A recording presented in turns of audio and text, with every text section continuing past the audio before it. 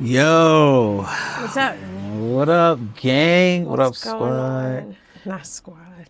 Yeah, gotta talk to my squad. I got my baby here, my sister from a different mister, A different Jihan. mother. Jihan Johnston McGlotton. Is that how you say it? That That's it, right? is Jihan Johnston McLaughlin, aka Jihan J. The hit. Wait, the we used to be the hip hop. It used to be the hip hop ed tech diva. It's not that anymore. It's not that. It's just the real Jihan J. Whoa, the real Jihan J. Jihan. Yes. We just gonna have a conversation today. That's all. Let's do We're it. just gonna talk. So first, just to get the party started, because I know you, but the people don't know you. Who's Jihan? I'm just a mom. Just a mom, just a stay-at-home mom to a soon-to-be 17-year-old senior in high school. That is my career. That is my aspiration. That is what I have dedicated my life to for the last 17 years. What has gotten Jihan to this place where we're having this interview right now? A lot of growth, a lot of healing, a lot of self-worth and self-believing within. Because I know there are people around me that believe in myself, but it really takes that energy work to understand and heal the things that may have caused traumatic experiences in the past, and do that inner work and then become the full authentic version of yourself. That's deep. We're gonna get into some of that. What? Give them some background. What got you to this point where you are the real Jihan J? Where did you go to school? Where were you born? All those types of cool things. I like to call myself like the hippie world leader. So I was born in Philadelphia, and with amazing parents and an amazing foundation, and that's kind of where I got my understanding and my being from, is because of who my grandfather was, my grandmothers, my father, my mom. I was raised by entrepreneurs. I was raised by hustlers, but they went to college. They got their highest of highest degrees, but they also laid foundation on the importance of self-employment. And so that has been my guidance ever since I was a child. My grandfather owned his own mental health clinic. My He also did bus trips to Toronto Jazz Festival every winter. And so that's where everything started, where I was like, I could get my own. Like, my uncle's a big, all my uncles are entrepreneurs.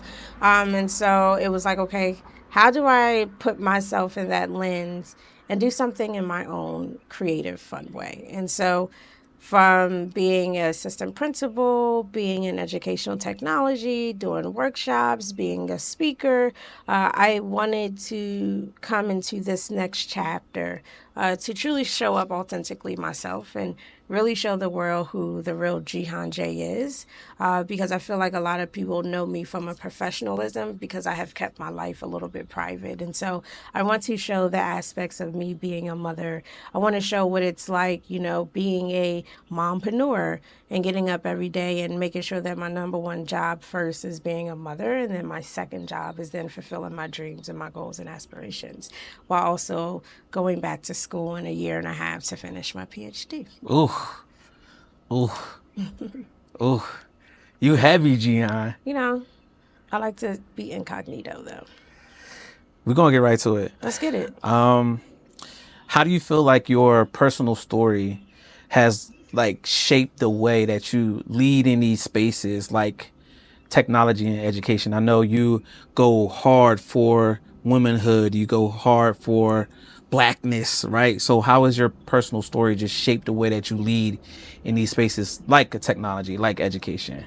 I always say I was raised with technology in the household. So for me, I know what it's like to have that access. I know what it's like to have those resources. But then I also grew up with friends that did not have that access and did not have those resources. And I'm like, okay, if I was given every opportunity, I wonder what the world would be like if they had some type of notion or some type of access.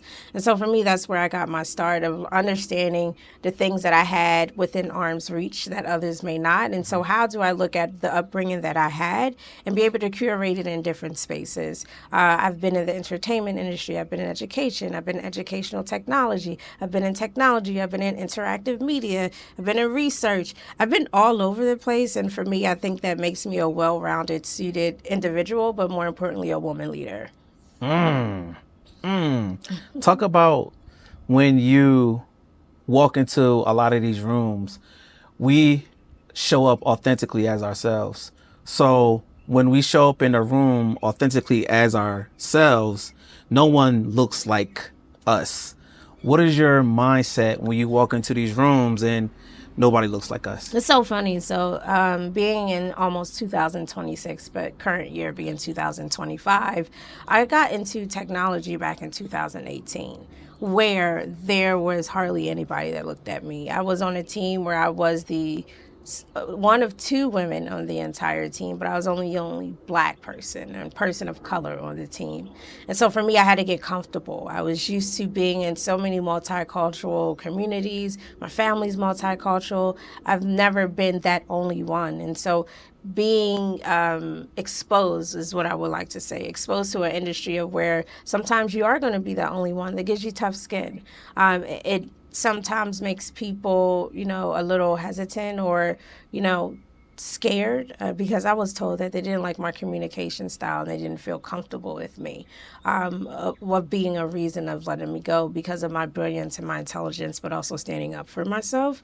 And so one of the things that I realized was like, how do I look at this space and truly, truly show up as myself? So I had the long nails. I usually have on like big 22-inch bamboo earrings. At the time, I was bleach blonde. So I had long bleach blonde box braids.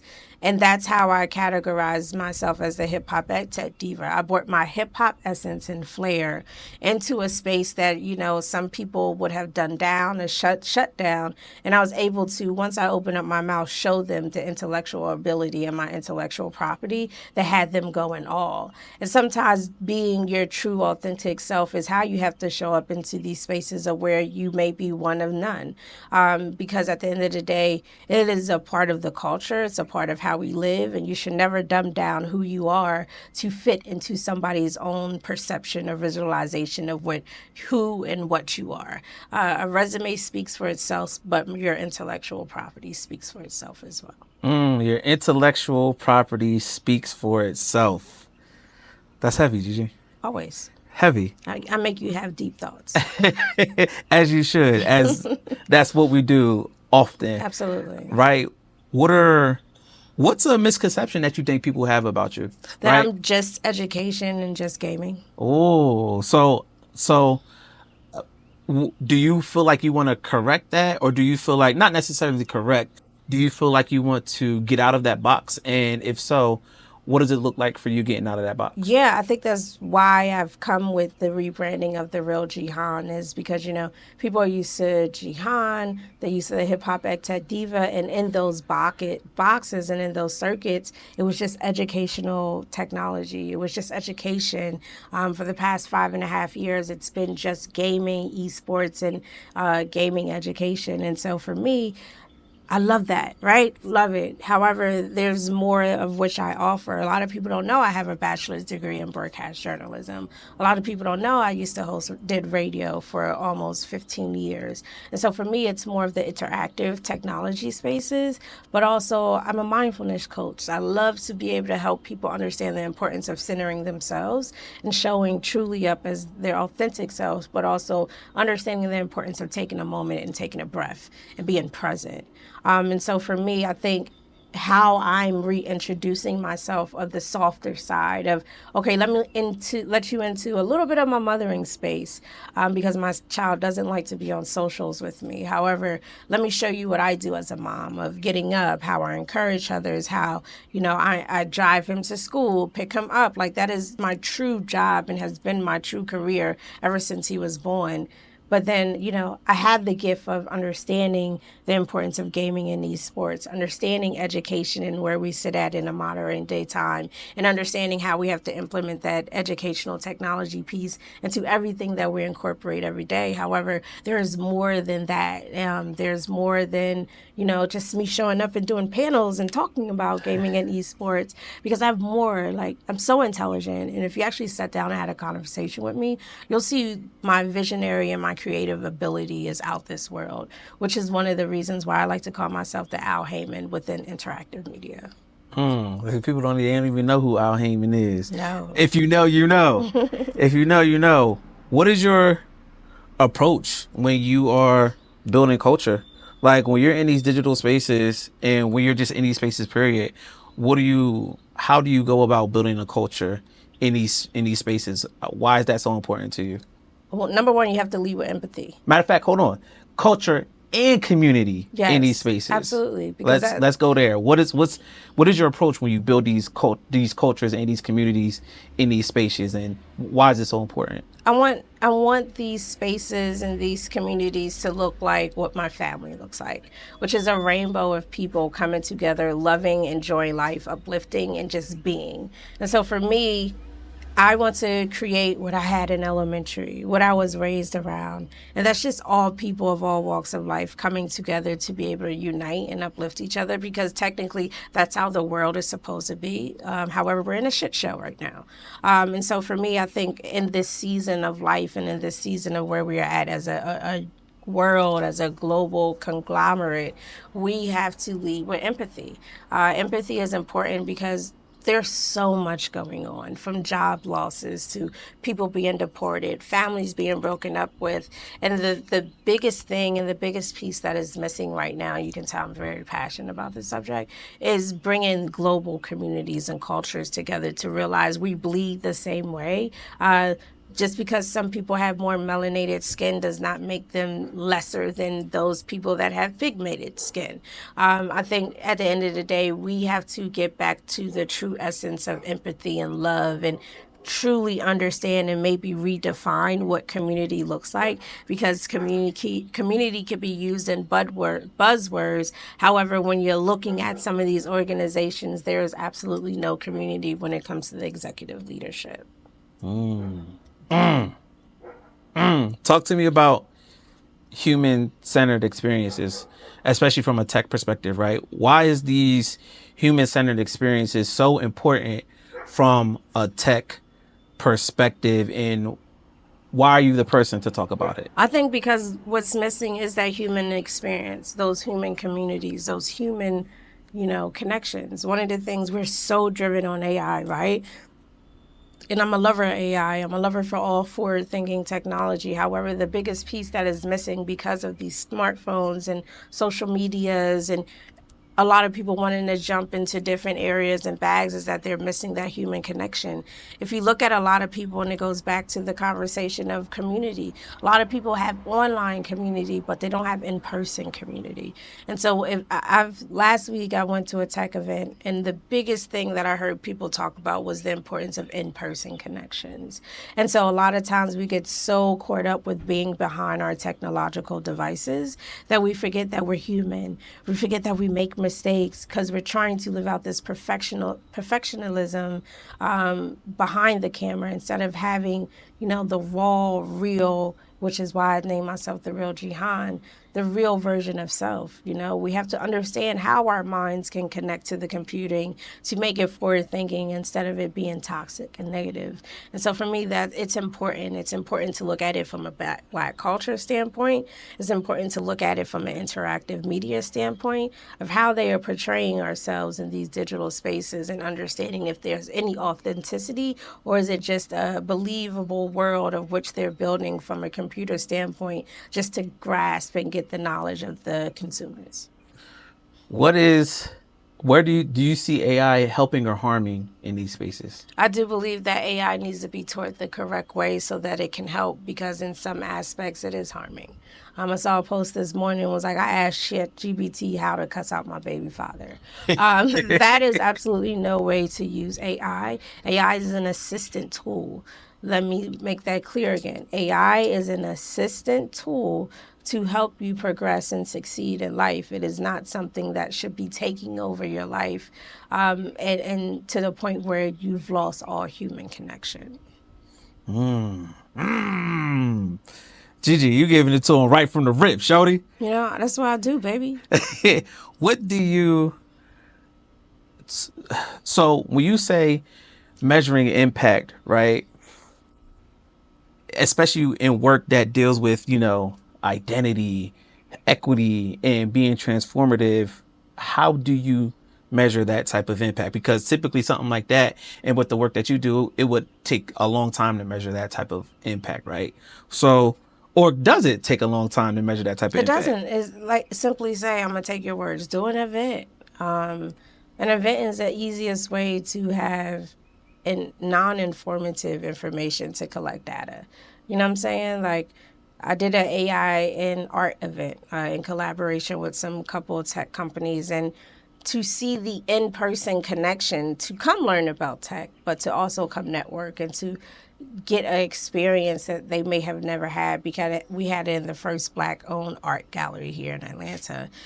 Is an experience. You're able to look at the numbers. You're able to look at the registration on the back end. So if you have those tools like Eventbrite or Luma, you're able to get that data analytics on the back to understand what that number offset is. But then also just look at the people that come, look at the people that show up. Is the important way for you to get that data and impact. But it's also, we have to start doing research on our people. We have to start doing research in a positive look, in a more informative way. Because if you go in there, it's like, okay, educational research is like, how do we close the digital tech equity gaps? How do we, leverage, social, it could be like some social work or social science questions.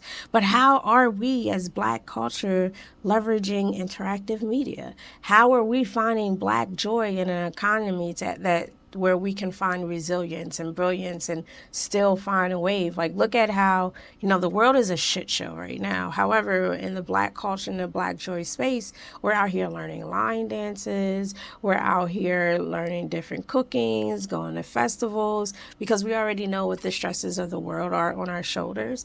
And so that's how you measure impact, is by actually being that researcher that comes from that community, doing those surveys, going to those events, and just looking at the expression on the face, and then being able to publish papers so that it is out into the internet world and the research world to actually see the importance of cultivating data impact, but also cultivating spaces that uplift those cultural moments.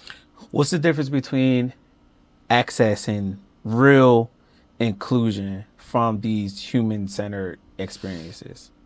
It depends, because these are buzzwords, right?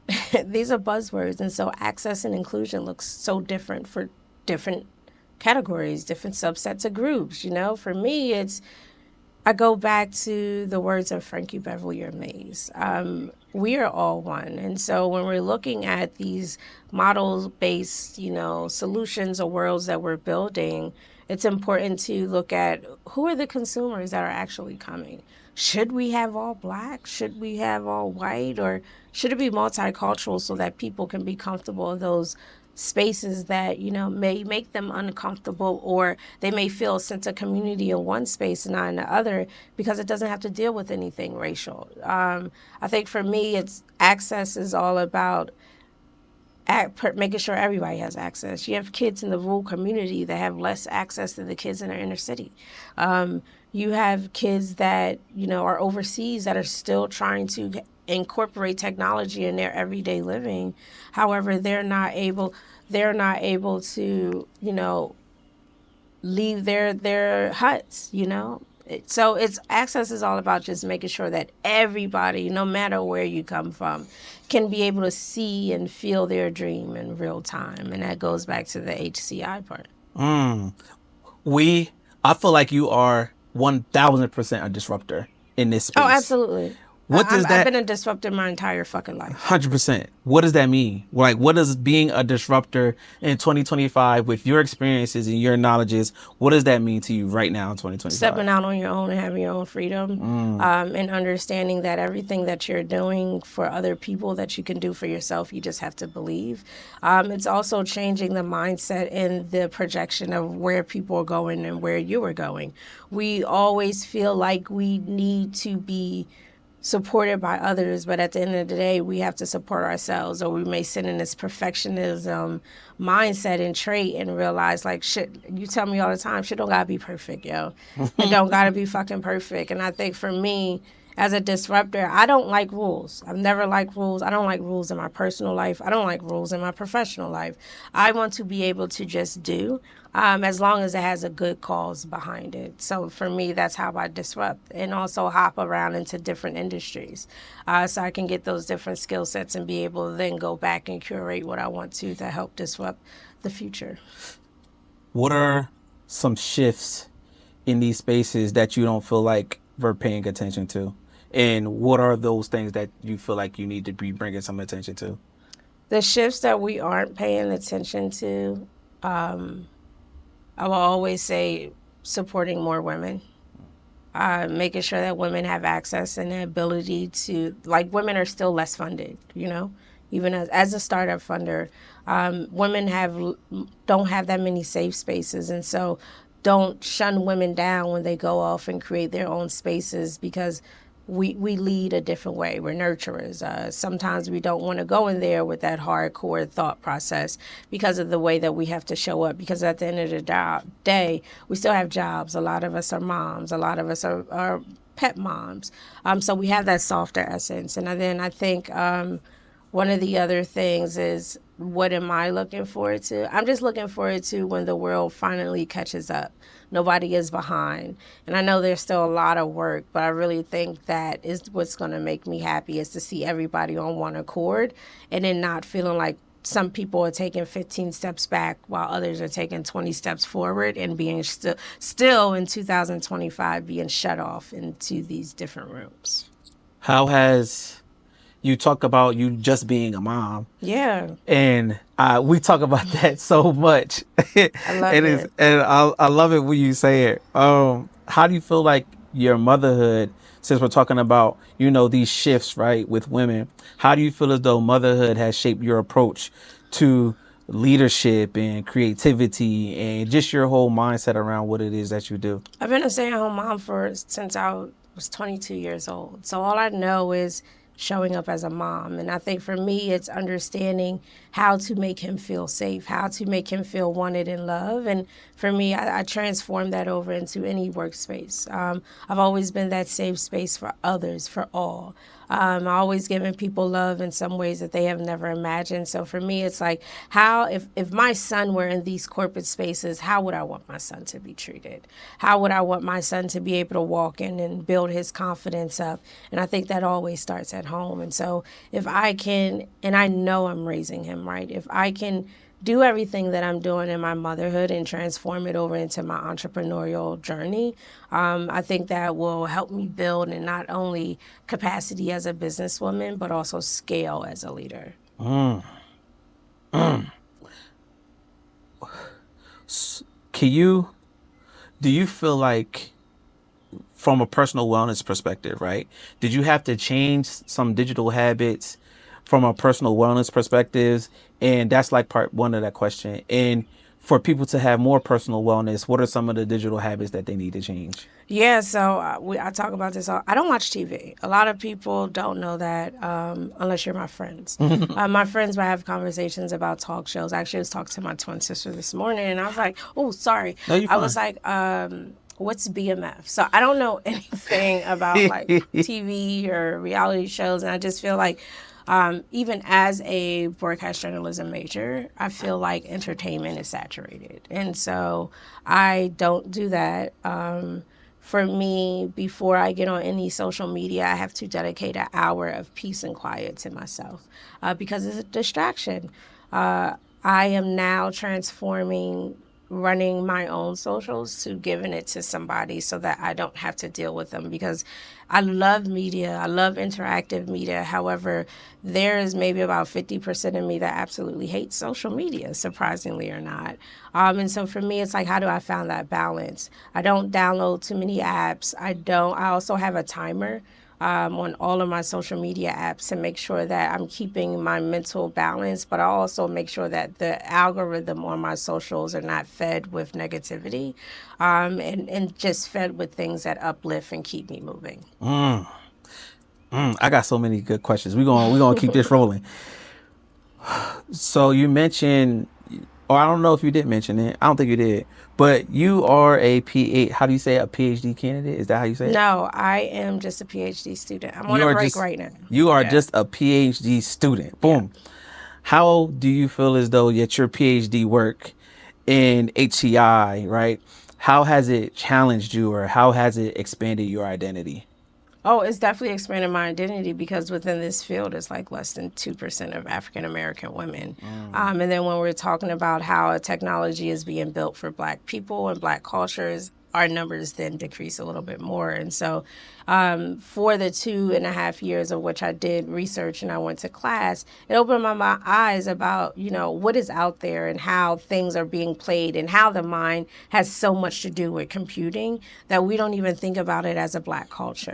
And so for me, I wanted to take a deeper look on it. I have amazing friends, shout out to my line sisters, that are doing amazing work in AI, in mental health.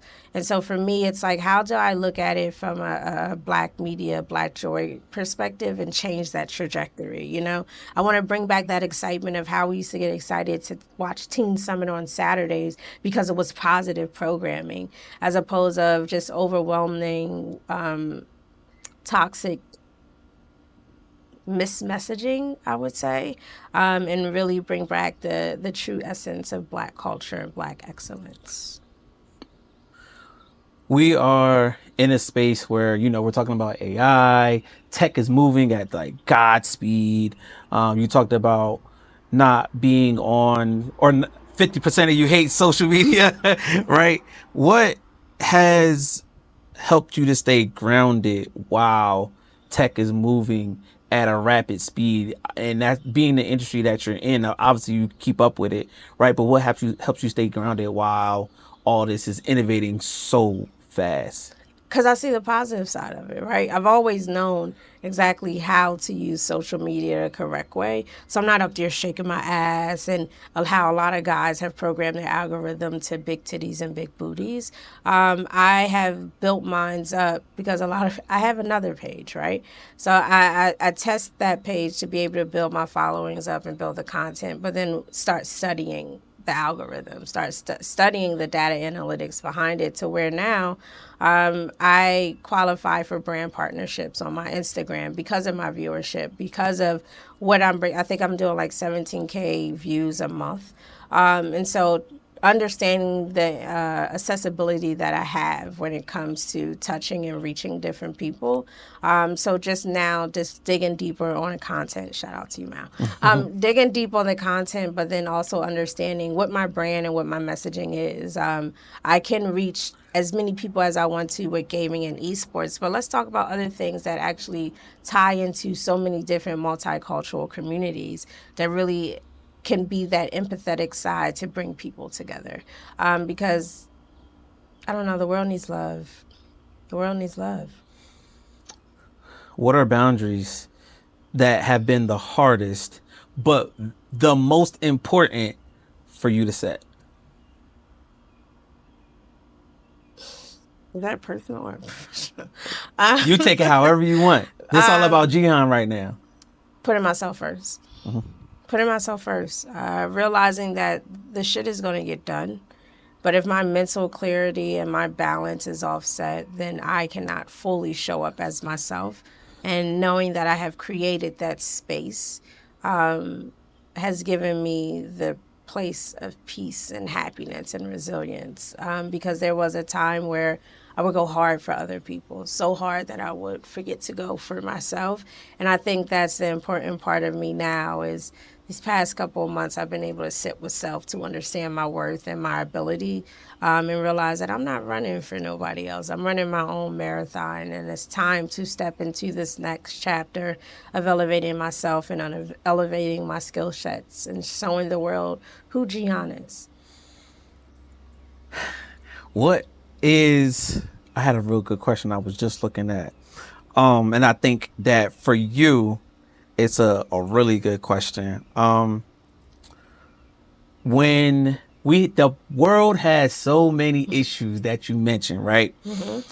From your perspective and what you know that the world needs from your perspective, how do you approach solving a few of these problems that no one has solved before from your perspective? What's your approach? What's your thought process? How do you feel like you want to go about it? That's a good question. For me, I think is first sitting with myself and understanding how I can create solutions for these problems in the world, and understanding that I may not be able to fix these problems, but I can add value to help close those gaps, per se. For me, it's number one, making sure I get that higher ed degree, because that closes a gap. But that also shows girls that look like me that you can do it no matter what your journey, no matter what it is. It also adds that mother flair to it of showing mothers that no matter where you're at in life, you can always succeed and push through on your dreams. Moms, y'all can always, no matter what, I'm a single mom. No matter what, you can always fulfill your needs and dreams. I'll never forget, my therapist told me, if you don't put yourself first, your child is never going to be happy. When you put yourself first and you start investing in yourself and start putting time in yourself, you will see the changing behavior patterns within your child, because your child sees that you're loving on yourself, and then that positive energy is able to be released to that child. And so for me, that's how I operate in life. I put myself first. Yes, parents, it's okay to be selfish. I swear to God, it's okay to be selfish, because at the end of the day, your child is always taken care of. That's never going to go astray. But however, if you cannot mentally show up fully as yourself, your child is not going to get that authentic love they deserve as those innocent children. And so for me, that's how I move first. But then it's like, okay, once I'm right, what's next? What are people left without? Like I was telling you earlier, like I'm not touching kids no more. Like kids are fine, they're straight. It's the educators, it's the leaders, it's the parents that their mindsets need to change. Their minds need to come forward thinking. Parents, we're no longer in the Fred Flintstone era. Like we're in the Jetson era. And so if we don't come up and meet our students and our kids where we are, we're going to be sitting back looking crazy. You're going to be tech illiterate. And so for me, it's like, how do we create these spaces and these conversations to bring comfort and community to these generations that, may not be used to what's coming or are trying to understand. And I think the biggest thing is we introduce new tech, right? We introduce new tech. It gets exciting. It starts buzzing. Everybody's using it. However, like when we go back to access, we're not training our people on how to operate these techs. So that's why our mindsets are kind of, unscalable, because you have one side of the generation that is on it. Like you got YouTube TV, they're doing everything. And then you have those that, I'm going to my cubicle and I'm just going to type, and I have my notebook and I'm writing, and we're not educating. We're not providing them with the training. So for me, it's like, how do we provide them with modern day training to catch them up? Because we still have people that don't know how to operate computers, okay? That don't That's a know how to fact. operate social media. And That's a so fact. we're throwing so much on them that we're failing to realize that they need the proper training, because some of them only have computing training on typewriters or know the basics of computing. And we're now like, okay, well, we're going to implement AI. And they're like, What? the fuck is AI? Like, what is AI? Allen Iverson? Like, balling. But, like, that's where I see myself helping closing those gaps, is having these conversations, doing workshops with my startup, but then also creating the technology that is missing to help with these deformities that lie within our communities. Speaking of AI, Where does Jihan sit with this conversation? How do you feel about it? Where should we really be putting our energy in when it comes to this I conversation? think in the Black community, we got to take a couple steps back and remember that there are some people that are not educated on it. Continuously doing workshops, continuously doing educational awareness around it. However, I do also believe that there should be a lot of people looking at the policies part of it. For me, that's where I kind of sit at. I love using AI. However, I understand the identities that can be stolen and it not necessarily being designed for us. So how do we make sure that those policies are in place so when we're using AI, we're using it in the right way, but policies are held against are held at a higher standard than just the basic necessities, if you get what I'm saying. What, how do you think, these are my last couple questions. How do you think that we could blend technology with healing? Oh, it's easy. It's creating those safe spaces. I mean, we have a lot of toxicity online. We have a lot. So how are we creating mods? How are we creating LLMs to help block these horrific things that can happen online? How do we make sure that people feel comfortable? And I think first, before anybody touches technology, they need to do breath work.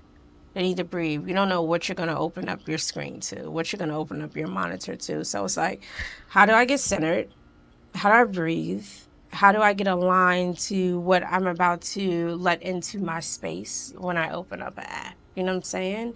Or then just downloading an app and helping you understand how to take a break from life, people, and understand that, we could go hard, but if you're not aligned or you're not grounded, it's no purpose. It's no purpose. And so for me, I'm trying to do some healing and technology work, like doing some events of just educating people in the technology spaces while also educating people on the importance of being mindful and wholeness within themselves. What's next for Jihan? Tell the people what Jihan about to be doing and why they need to come rock and roll with you. The Caramel Delight toe pages is coming out soon.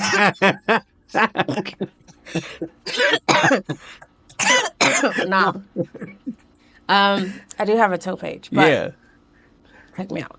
Um, it's showing up myself. It's letting the world know who am I? Who is Jihan? Like I love to go out. I like to network. Notice we ain't asking I no questions about gaming. I like to network. I like to host events. I like to put on events. But for me, it's tapping back into my originality is the entertainment industry. I'm really bringing player experiences together. Actually had a conversation. Shout out to my homeboy Safari, who's an NFL agent. And you never know. You never know.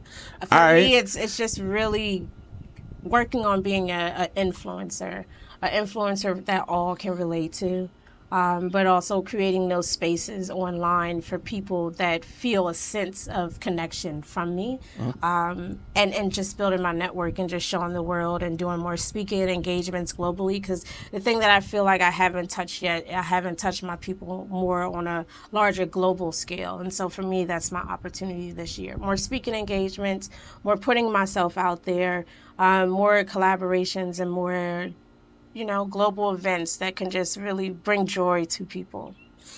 Leave the people with a Jihanism. If you had to leave the people with a Jihanism, what are you leaving them with? So this is for Black men. Understand the importance of your mental health.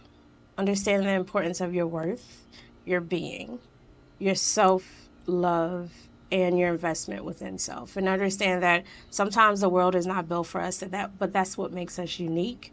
This other message is just for everybody in the world. Believe in yourself. Because if you don't believe in yourself, nobody's going to hold you accountable in the ways of which you know that you should be held accountable in. And then also remember, be grounded, be humble. When the world feels like your back is up against, the wall, give yourself grace. Give yourself grace and understand where you used to be at and to where you are now and pop your shit. Yeah. Jihan, y'all. I don't know what we're gonna call this. We just gonna have a real conversation. It's gonna call a real Jihan, conversation with Jihan. Jihan Unfiltered. The beginning. Ooh. The beginning. That's my podcast. That's the next thing coming for me is officially launching Jihan Unfiltered to where we can have these conversations on a regular and people actually know that I am a trained broadcast journalism and that is my first job, that is my first love, and that's where I want to go back into is the space of being free, the space of giving knowledge, and the space of creating cultures that look like not just me, but look like a global entity of what the world should actually feel and see and look like. Jihan Raw, Jihan Unfiltered. But I Yes, got the first one though. absolutely. Yeah. Shout out to you, Jihan. Appreciate you. Peace.